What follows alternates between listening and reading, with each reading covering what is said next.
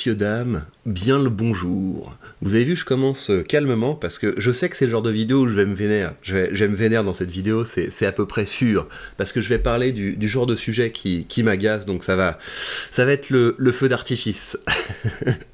D'abord, on commence par une petite news là enfin c'est pas une news, c'est pour continuer de vous renseigner sur comment ça marche avec les options. Donc vous voyez là, Total est en train de continuer de cartonner. Donc qu'est-ce que ça veut dire concrètement ? Ça veut dire que la personne qui a acheté le call que j'ai vendu, si elle décidait de m'exercer maintenant, elle ferait déjà un bénéfice. Vous voyez, parce que ça veut dire qu'elle pourrait acheter mes actions à 57 et les revendre à 57,90, et donc ça veut dire qu'elle empocherait quelque chose comme 90 balles. En général, les gens qui achètent les options, ils voient gros en fait, ils n'ont pas envie de faire des petits bénéfices, donc ça veut dire que je pense que la personne va attendre jusqu'au 18 août en se disant je peux faire un gros coup, imagine ça monte jusqu'à 59, comme ça j'empoche 300 balles.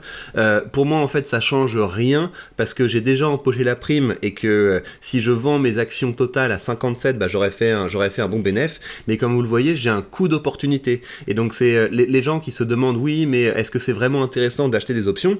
Oui, c'est intéressant d'acheter des options parce que vous pouvez faire des coups comme ça. Vous voyez, quand vous vendez des options et moi je vends des options, bah vous vous empochez un petit peu d'argent régulièrement, mais vous faites pas des gros coups. Alors que la personne qui a acheté l'option, bah elle a la possibilité comme ça de faire un coup qui lui rapporte beaucoup plus, quoi. Donc vous voyez un petit peu comment ça fonctionne, et ça veut dire que la personne qui possède la possibilité de racheter les actions, bah là elle doit être en train de se demander dans sa tête, ouais, qu'est-ce que je fais ? Est-ce que j'exécute maintenant en prenant mon bénéfice ? Ou alors est-ce que j'espère faire un plus gros bénéfice plus tard, etc.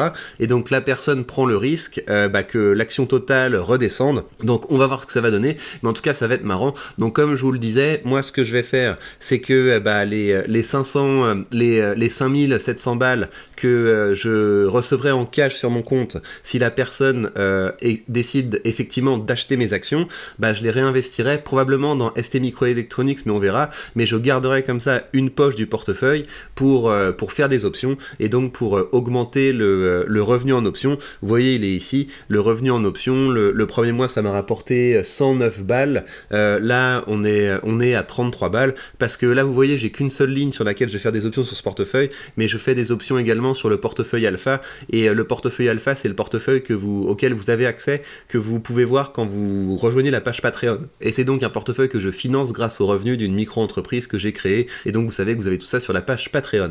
Alors on va passer à la news qui va peut-être un petit peu m'agacer, mais je vais essayer d'être pédagogue en fait, parce que c'est tellement important que je pense que ça sert à rien que je me vénère sur ce genre de sujet. Je pense que c'est mieux que je vous explique les choses calmement et avec bienveillance. Alors, la news c'est ça, c'est vous avez l'Italie qui instaure une taxe surprise sur les super profits des banques. Donc qu'est-ce que ça nous dit ça ? Ça nous dit, et ça c'est quelque chose, je vous le répète encore et encore, que l'extrême gauche et l'extrême droite, économiquement, c'est la même chose. C'est absolument la même chose. Ce sont des gens qui essaient de taxer un maximum pour essayer d'entretenir les gens, les gens qui ont voté pour eux. Pourquoi ? Parce que quel genre de personnes votent pour l'extrême gauche et pour l'extrême droite ? Ce sont des gens qui sont en situation d'échec. Et quand on est en situation d'échec, ce qui marche bien, c'est qu'on nous montre des ennemis et qu'on nous dise, si tu es en situation d'échec, c'est parce qu'il y a des gens qui sont méchants.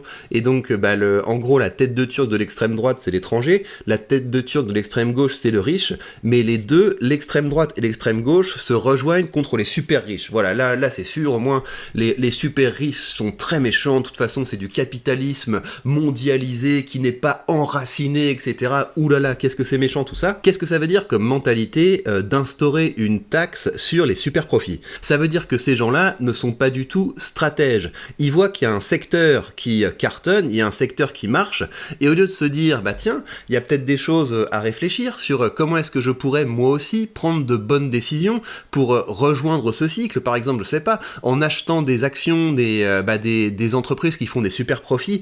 Non, on essaie de casser la machine. On essaie de casser la machine en taxant les secteurs qui marchent jusqu'à les mettre en danger, parce que c'est ça que ça veut dire. Là, on est dans le journal des Échos, et il vous explique clairement que si vous mettez en place des taxes sur les super profits, en fait, vous cassez le cycle économique, parce que les banques qui aujourd'hui font des super profits, bah, ce sont des entreprises qui, dans un autre cycle économique, ont vraiment souffert. Et donc, quand vous avez un secteur qui est en train de faire des super profits, et bah, c'est un secteur qui est en train peut-être de rattraper une moins bonne performance qu'il avait eu par le passé. Donc, il faut évidemment laisser les entreprises faire des super profits, et cette notion même de super profit est idiote. C'est vraiment une notion de loser qui est en train de regarder les gens qui se sont entraînés pour avoir des bonnes performances sur le côté, et qui se disent « Ouah, c'est dégueulasse, il court plus vite que moi, ouah, c'est dégueulasse, il est plus fort que moi, c'est pas juste, etc. » Donc c'est vraiment cette notion de super profit, c'est quelque chose qui vise à moyenner par le bas.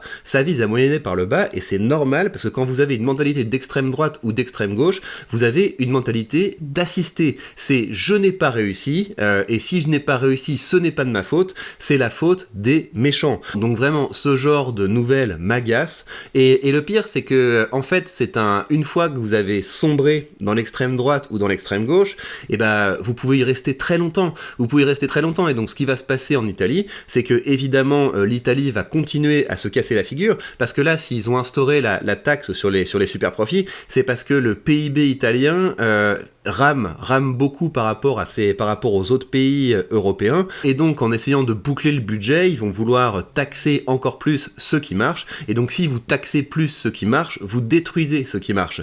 Et donc bah, ça va être très facile. En fait, ça va être facile vu que les gens de toute façon qui votent pour l'extrême gauche ou l'extrême droite carburent à la haine, ça va être facile de leur dire oui, mais tout irait bien si il n'y avait pas la méchante Europe, voilà, c'est l'Union européenne les méchants, c'est le capitalisme mondialisé les méchants, et tu peux entraîner comme ça des gens dans la bêtise, toujours plus dans la bêtise, alors que ce qui marche, c'est pas ça. Si tu veux redresser un pays, ce qu'il faut faire, c'est pas taxer ce qui marche. Ce qu'il faut faire, c'est permettre à tout le monde de cartonner. Et comment est-ce qu'on permet à tout le monde de cartonner? En baissant les taxes.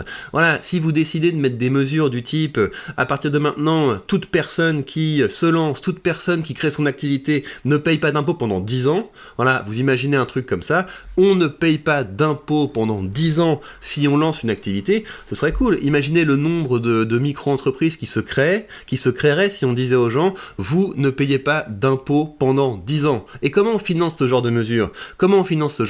Eh ben en coupant les taxes. Vous coupez les taxes, vous coupez les impôts, tous les trucs en fait qui visent à maintenir les gens dans l'assistanat du type le RSA, les trucs comme ça, tous les machins qui visent à ce que les gens ne travaillent pas et soient contents quand ils ne travaillent pas, on vire tout ça. Et on se construit des pays de gens qui sont volontaires, qui sont déterminés à agir, et on arrête d'entretenir des gens dans la loser, dans la bêtise, parce que plus vous donnez aux gens des raisons de détester, plus vous donnez aux gens des raisons de haïr, moins ils ont de raisons de se bouger. Les gens vont dire, ouais, nous, on veut taxer ceci, on veut renvoyer cela chez eux, etc. Et c'est comme ça que vous faites qu'un pays stagne dans la loose. En France, ça nous pend au nez, ça nous pend complètement au nez. L'extrême gauche et l'extrême droite n'ont jamais été aussi puissantes dans nos pays, et ça va déboucher sur quoi? Ça va déboucher sur plus de taxes. Après voilà, hein, de toute façon, le gouvernement qui est en place en France est tout aussi communiste que les autres. C'est pas du tout des libéraux. Hein.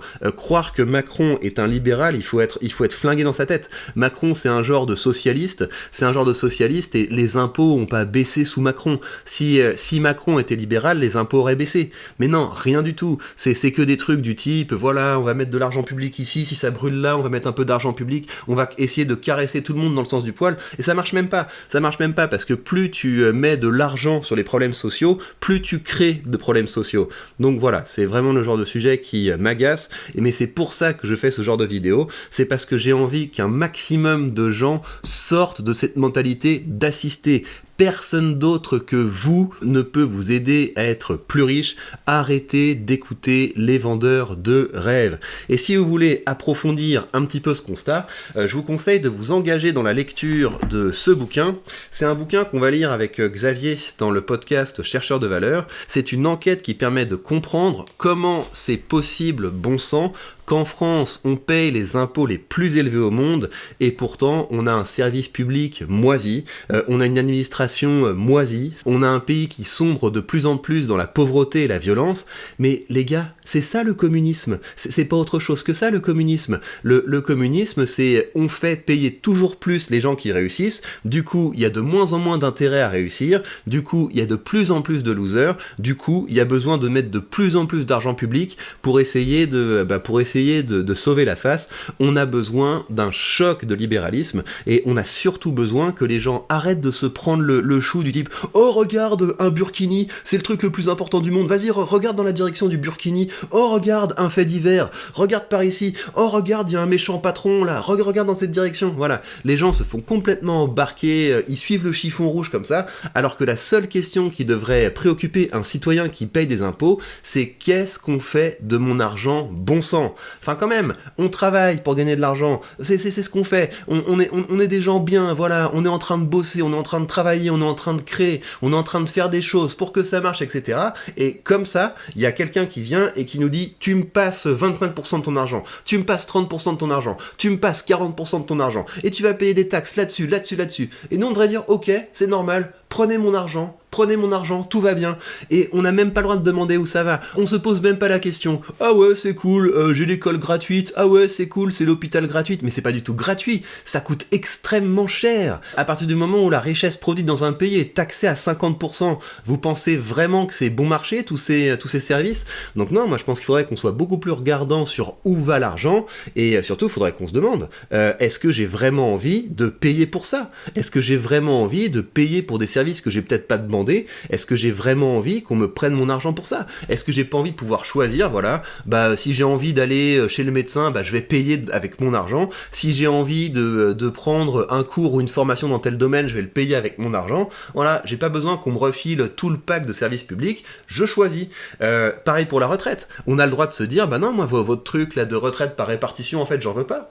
Moi j'ai envie de m'occuper de ma retraite, je suis assez grand pour m'occuper de ma retraite, donc si les autres veulent comme ça rentrer dans cette espèce de Ponzi, vous y allez, moi j'y vais pas. Moi c'est mon argent, je dispose de mon argent, j'en fais ce que je veux. Donc je pense qu'il faut qu'il y ait un choc de libéralisme dans nos pays, je pense qu'il faut qu'il y ait un choc de responsabilité individuelle dans nos pays, et c'est comme ça qu'on va rejoindre la richesse, parce que, vous voyez, je suis en train de partir, parce que le problème principal de l'Europe, c'est que c'est en train de devenir une maison de retraite de gens complètement foireux, qui ont peur de l'autre, qui ont la haine du riche, qui ont la haine de l'étranger, qui ont la haine de ChatGPT, qui ont la haine de la technologie, donc des gens qui pensent qu'on va tout régler, ouais, il faut que l'État règle ça, on va faire une réglementation ici, une réglementation là, etc. Donc l'Europe est devenue une maison de retraite de gens qui écrivent des lois. Voilà, c'est des gens qui écrivent des lois, plein de lois qui servent à rien, on crée des nouvelles taxes, des nouveaux impôts, des nouvelles règles qui servent à rien. Quand même quoi, on a inventé des trucs en Europe, on a quand même été bon, on a été la zone la plus productive, la plus créative, la plus audacieuse du monde, et maintenant non, on est des espèces de vieux comme ça, des jeunes vieux qui votons pour une maman, voilà, ouais, aide-moi Marine Le Pen, aide-moi Giorgia Meloni, etc. Respectez-vous un petit peu plus, et la première chose que vous devriez faire pour vous respecter, c'est de commencer à investir, vous commencez à immobiliser une partie de votre argent, cet argent vous commencez à le faire travailler pour vous, et comme ça vous construisez progressivement votre liberté et vous changez de point de vue sur le monde. À partir de maintenant, je deviens quelqu'un qui commence à gagner de l'argent et qui fait travailler cet argent. Et je vous rappelle évidemment, comme d'habitude, que si vous voulez commencer à agir plutôt que subir, vous avez sous cette vidéo le lien vers le courtier que j'utilise, mon courtier de Giro, et en suivant mon lien affilié, vous pouvez bénéficier de 100 € de frais de courtage remboursés sur vos premiers investissements, et donc ça vous permettra d'ouvrir vos premières positions de façon tout à fait indolore. Là pour ce mois on est lancé dans la récolte de dividendes, on vient de dépasser les 100 € reçus en dividendes, il va y avoir des assez belles choses qui devraient encore arriver dans ce mois, donc on continue comme ça de marcher vers la richesse et vers la liberté sans avoir besoin de personne. Soyez plus indépendants, soyez plus libres, travaillez, gagnez de l'argent et essayez d'en garder un maximum dans votre poche.